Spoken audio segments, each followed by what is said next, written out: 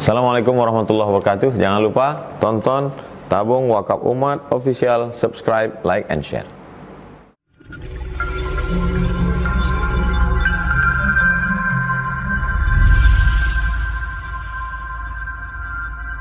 Bohong. Kenapa? Sekali berbohong yahdi ilal fujur. Sekali kalian berbohong, maka terus akan mengantarkan kalian berbohong. Berbohong pertama, untuk menutupi kebohongan pertama ini kita harus berbohong kali yang kedua. Untuk menutupi kebohongan kedua, kita harus berbohong kali yang ketiga. Maka fujur ini yahdi ilan nar. Kebohongan-kebohongan yang terus lahir ini, yang menutupi kebohongan-kebohongan pertama, inilah yang akan menggiringmu masuk dalam neraka, api neraka. Maka hati-hati dengan kejujuran itu. Jujur atau tidaknya kita, itu bisa jadi alat ukur layak atau tidaknya kita masuk surga, atau justru layak masuk dalam neraka Allah Subhanahu wa taala. Maka bagi kita ini jujur ini penting. Jujur inilah yang menjadi perisai bagi kita. Maka kalau kita lihat sejarah para ulama bagaimana mereka menjaga kejujuran. Muhammad bin Sirin, seorang ulama Basra yang terkenal, seorang alim, seorang wara. Muhammad bin Sirin atau kita kenal dengan Ibnu Sirin, dia adalah seorang pedagang. Suatu ketika dia memesan minyak dalam beberapa kaleng dan banyak dan jumlahnya besar. Dia buka kaleng pertama, ternyata isi kaleng pertama di situ ada bangkai tikus pada kaleng pertama. Dia baru buka kaleng pertama. Dan yang bermasalah cuma kaleng pertama.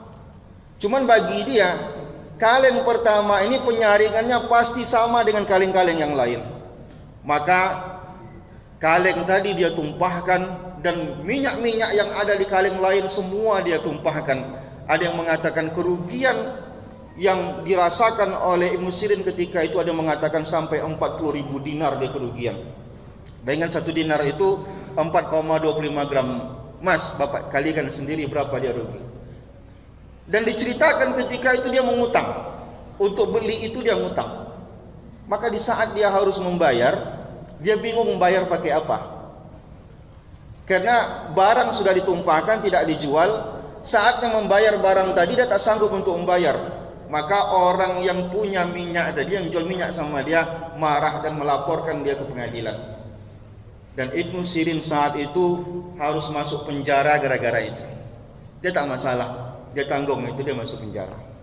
Demi kejujuran tadi. Kalau seandainya dia tidak jujur, dia cukup buang minyak yang pertama, lalu dia jual sisanya. Tapi demi kejujuran dia rela masuk dalam penjara.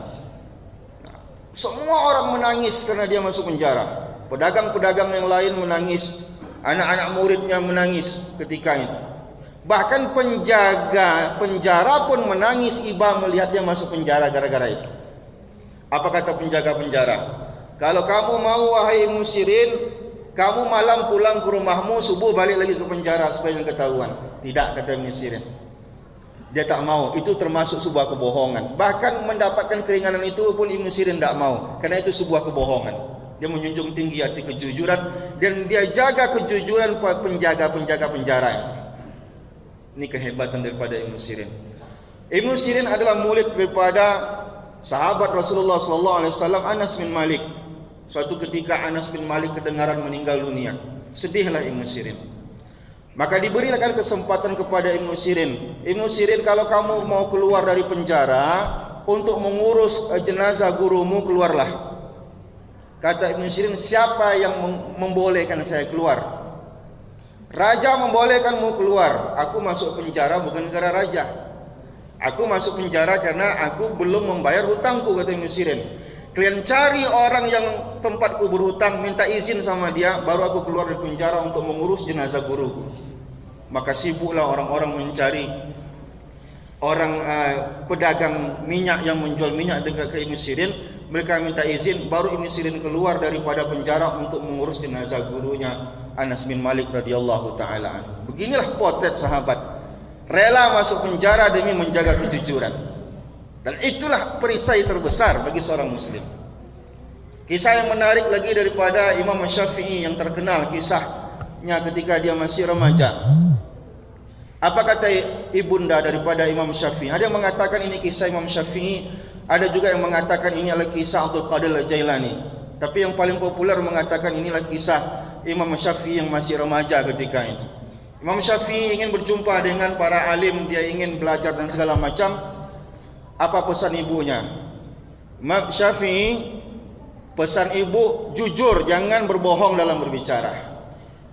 Dan untuk bekal Imam Syafi'i, maka ibunda Imam Syafi'i membekalinya 400 dirham ketika itu, diletakkan di bagian dada yang mengatakan bagian ketiak daripada Imam Syafi'i, dijahitkan baju di dalam begitu.